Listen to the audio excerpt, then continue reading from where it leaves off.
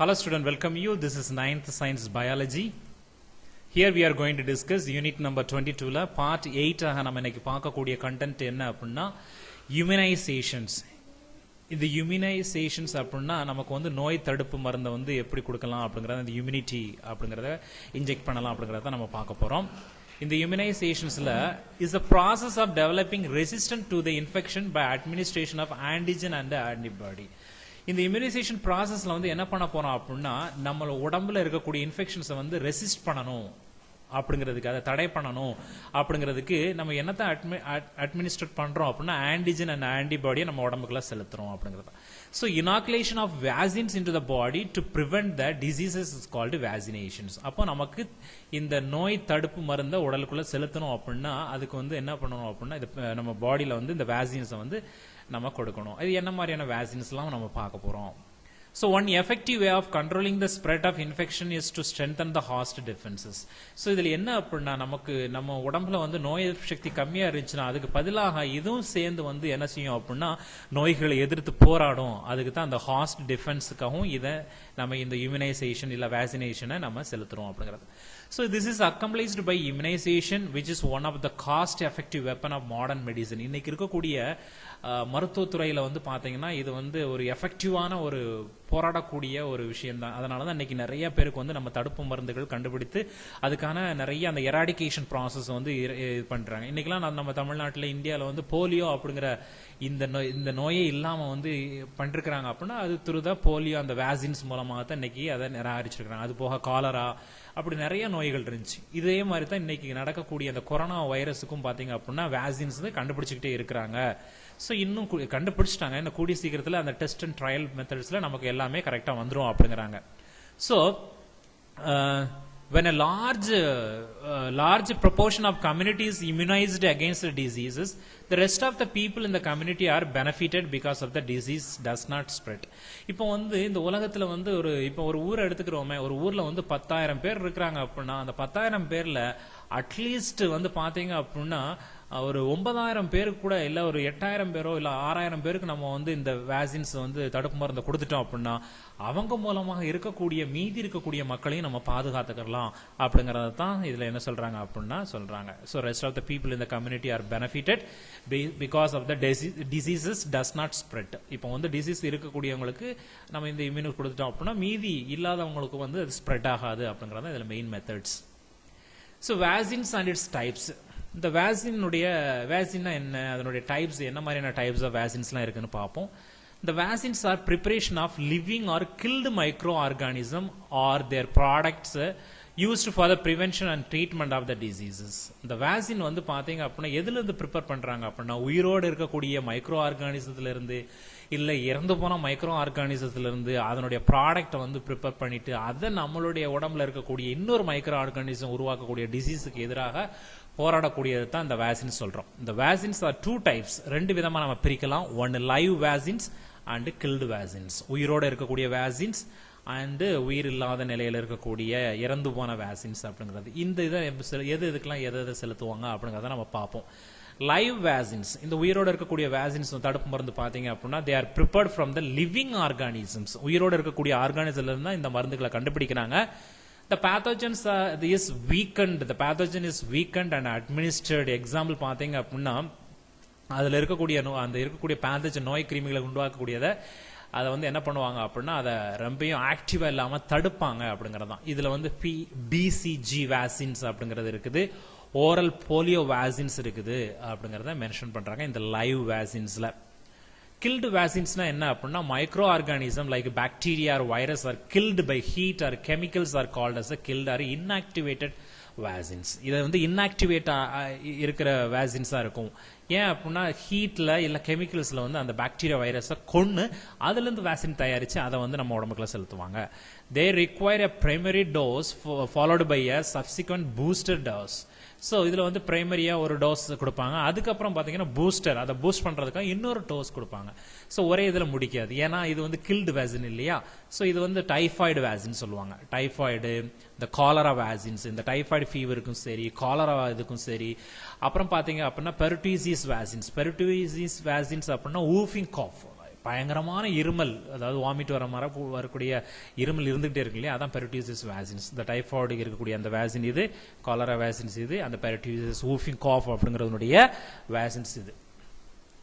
The process of vaccination was introduced by Edward Jenner.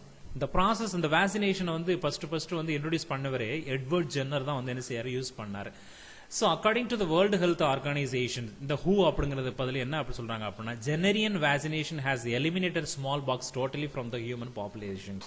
இந்த Edward Jenner கண்டுபிடித்த அந்த vaccine, அதை வந்து எதுக்கு அப்படின்னா சின்னம்மைக்காக, அந்த அம்மை போட்டிருக்கிறதுக்கு வந்து இன்னைக்கு பாத்தீங்க அப்படின்னா டோட்டலா எராடிகேட் பண்ணிடலாம் அப்படிங்கிறாங்க இந்த நோயிலிருந்து. இது வந்து world health organisation saying about. Know your scientist. Louis Pasteur is an 18th century French chemist and microbiologist. இவர் வந்து ஒரு chemist and microbiologist. இவர் வந்து பிரெஞ்சுக்காரர். 18th centuryல இவர் என்ன பண்றாரு அப்படின்னா, வாசின் அப்படிங்கிற நேம் டேர்மை வந்து இவர் தான் வந்து ஃபர்ஸ்ட் கொடுக்கிறார்.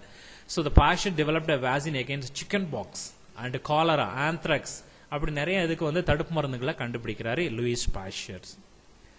இம்யூனைசேஷனுடைய ஷெட்யூல்டு, இந்த தடுப்பூசி போடுறதுனுடைய ஷெட்யூல்டு வந்து பாத்தீங்க அப்படின்னா எப்படி இருக்குன்னு பாருங்க. The World Health Organization in the year 1970sல வந்து have given a schedule for immunization for children. குழந்தைகளுக்கு வந்து தடுப்பூசி போடுறத வந்து 1970ல இந்த வேர்ல்டு ஹெல்த் ஆர்கனைசேஷன் வந்து ஒரு டேபிள் மாதிரி கொடுத்திருக்காங்க. This schedule is carried out almost in all countries. எல்லா நாடுகள்லயுமே இந்த ஷெட்யூல் இருக்குது. ஸோ அதை நம்ம டேபிள் 22.8ல வந்து கொடுத்திருக்காங்க. அந்த வேக்சினேஷன் ப்ராசஸ் எப்படிலாம் ஃபாலோ பண்ணணும் இந்தியாஸ்ல அப்படிங்கிற ஒரு இந்த டேபிள் வந்து வெரி இம்பார்ட்டன்ட் டேபிள். அதை நம்ம பார்ப்போம்.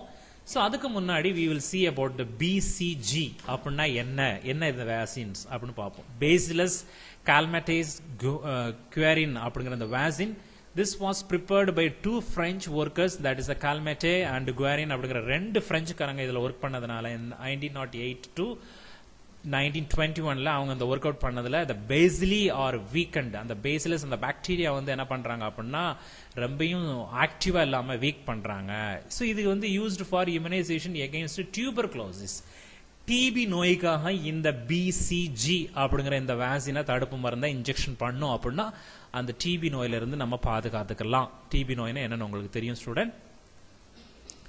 டிபிடி அப்படிங்கிற ட்ரிபிள் வேக்சின்ஸ், இந்த டிபிடி அப்படின்னு ட்ரிபிள் வேக்சின் வந்து இந்த தடுப்பு மருந்து எதுக்கு அப்படின்னா, it is a combined vaccine for protection against diphtheria and pertussis, அதாவது வூஃபிங் காஃப் அண்ட் டெட்டனஸ். இதுக்காக வந்து என்ன செய்யறாங்க அப்படின்னா பயன்படுத்துறாங்க. டெட்டனஸ் அப்படின்னாலே உங்களுக்கு தெரியும், ஏற்கனவே பார்த்துருக்கோம், தசைகளை வந்து பாத்தீங்க அப்படின்னா இறுக்கி பிடிச்சிக்கிறோம். ஸோ இதுல இருந்து நம்ம தப்பிக்கணும் அப்படின்னா இந்த டிபிடி அப்படிங்கிற தடுப்பு மருந்த இந்த ட்ரிபிள் வேக்சினை எடுத்துக்கிறோம். டிப்தீரியால இருந்து, பெரிட்டூசிஸ்ல இருந்து, டெட்டனஸுக்கு நம்ம இந்த மாதிரியான தடுப்பு மருந்து எடுத்துக்கலாம். MMR அப்படிங்கறதுல பாத்தீங்க அப்படின்னா, எம்னா மம்ஸ். இந்த மம்ஸ்னா ஏற்கனவே நம்ம பார்த்துருக்கிறோம். மம்ஸ்னா என்ன அப்படிங்கறத, அண்ட் மீசல்ஸ்னா என்ன அப்படிங்கறத நம்ம போன கிளாஸ்ல பார்த்தோம். அந்த மீசல்ஸ் அப்படின்னா தட்டம்மை அப்படிங்கிறது, அண்ட் மம்ஸ்னா பொண்ணுக்கு வீங்கி அப்படிங்கறத நம்ம பார்த்துருக்கிறோம். ஸோ இந்த மாதிரியான நோய்கள் இருந்து நம்ம காக்கணும் அப்படின்னா அது இந்த MMR அப்படிங்கிற தடுப்பு மருந்து நம்ம எடுத்துக்கலாம்.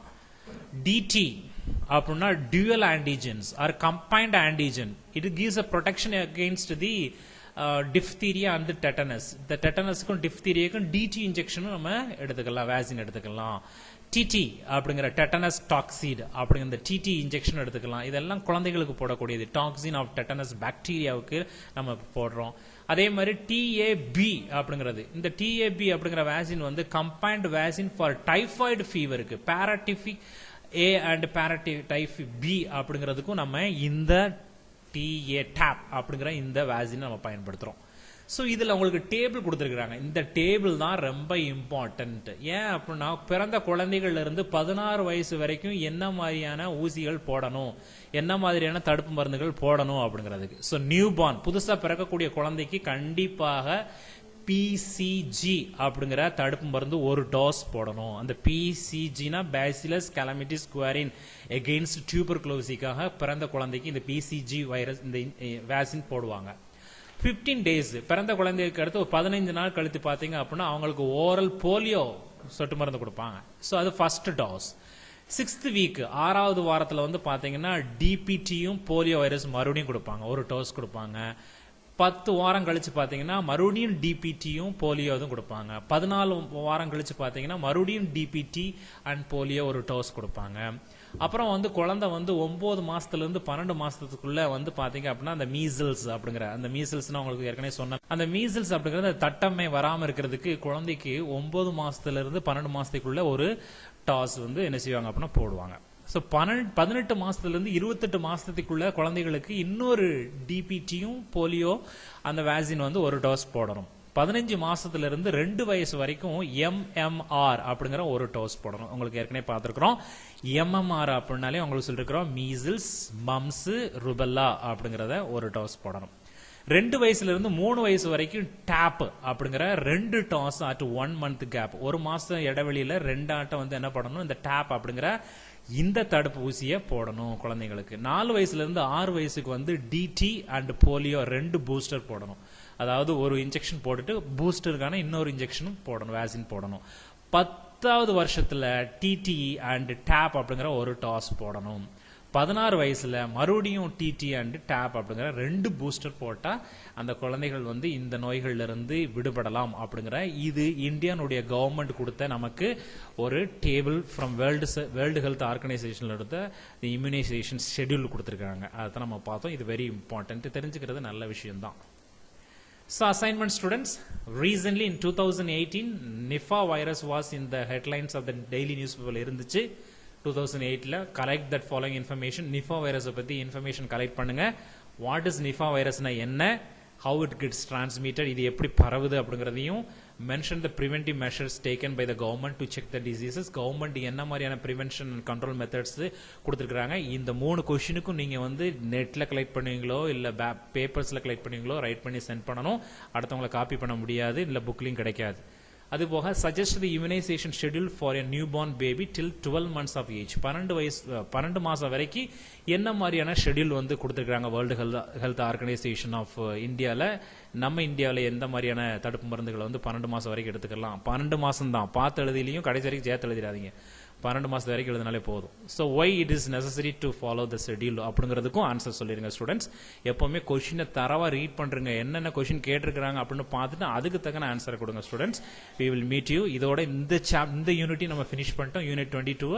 ஸோ இதுக்கப்புறம் உங்களுக்கு வந்து நான் என்ன பண்றேன் அப்படின்னா நோட்ஸ் சென்ட் பண்றேன். ஸோ அதையும் நீங்க வந்து உங்க கிளாஸ் ஒர்க்ல எழுதிருக்கணும், சென்ட் பண்ணணும். இல்லைனாலும் சென்ட் பண்ணலாலும் ஃபினிஷ் பண்ணிட்டேன் அப்படிங்கிற ஒரு மெசேஜ் ஆச்சும் போட்டு விட்டுறணும். And we will see you in the next classes. Unit number 23ல பார்க்கலாம். தேங்க்யூ.